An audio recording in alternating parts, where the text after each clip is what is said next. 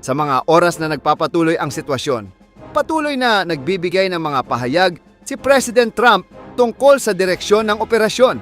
Sa ilang panayam, sinabi niya na ang magiging haba ng operasyon ay nakadepende sa magiging kalagayan sa ground at sa progreso ng mga layunin ng military mission. Samantala, maraming pandaigdigang leader at international organizations ang nananawagan ng pagpigil at maingat na pagdedesisyon upang maiwasan ang mas malawak na krisis. May ilang diplomats mula sa iba't ibang bansa ang nagsimula ng maghanap ng paraan upang magkaroon ng negosasyon na makakatulong sa pagpapababa ng tensyon sa rehiyon. Sa kasalukuyan, nananatiling isa ito sa pinakamahalagang geopolitical developments ng taon at patuloy na binabantayan ng buong mundo kung paano magbabago ang sitwasyon sa mga susunod na linggo. Noong unang bahagi ng Marso taong 2026, mas tumindi ang tensyon sa Middle East matapos maglabas ng matitinding pahayag ang administrasyon ni Donald Trump tungkol sa mga nangyayaring military operations na kinasasangkutan ng United States, Israel at Iran. Ang mga pangyayaring ito ay naganap matapos ang serye ng malalaking air operations na tumama sa ilang pasilidad na may kaugnayan sa defense capabilities ng Iran. Dahil dito, lalong naging sensitibo ang sitwasyon sa rehiyon na matagal nang may masalimuot na relasyon sa politika at seguridad. Ayon sa mga opisyal ng White House, nagsimula ang mga hakbang matapos ipahayag ng mga opisyal ng United States ang kanilang pag-aalala sa isang lugar sa Iran na umano'y pinalalawak at pinapalakas ang seguridad. Pinaniniwalaan ng ilang eksperto na ang lugar na ito ay may kaugnayan sa advanced nuclear research. Sinabi ni President Donald Trump na ang mga aksyon ay isinagawa upang maiwasan ang posibleng banta sa seguridad ng rehiyon at upang maprotektahan ang mga kaalyado ng Amerika.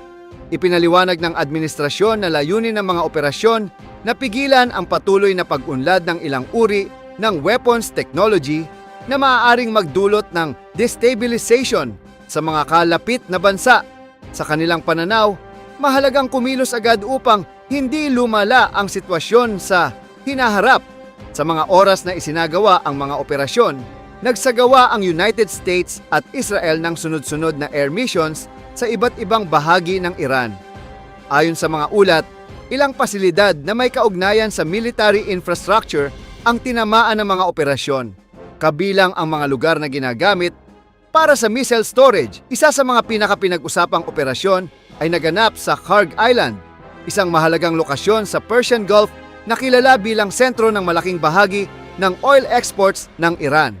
Ayon sa ilang opisyal, higit sa 70 strategic sites na may kaugnayan sa military activity sa isla ang tinamaan sa isinagawang operasyon.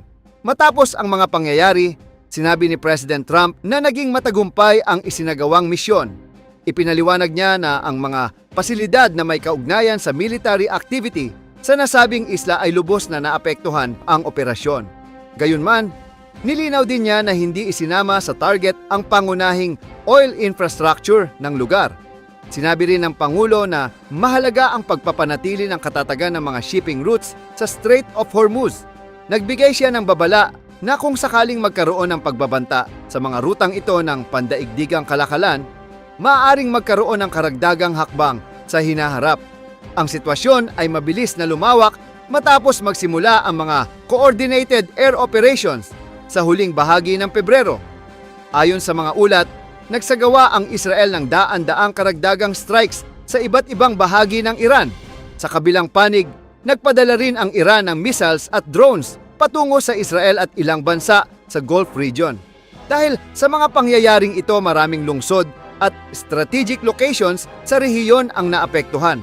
Ang patuloy na palitan ng mga aksyon ay nagdulot ng mas mataas na tensyon sa Middle East at maraming bansa ang nagmamasid sa mga susunod na hakbang ng bawat panig sa sagupaan na ito. Sinabi ng mga opisyal sa Washington na libu-libong targets na may kaugnayan sa defense networks ng Iran ang naapektuhan mula nang magsimula ang operasyon.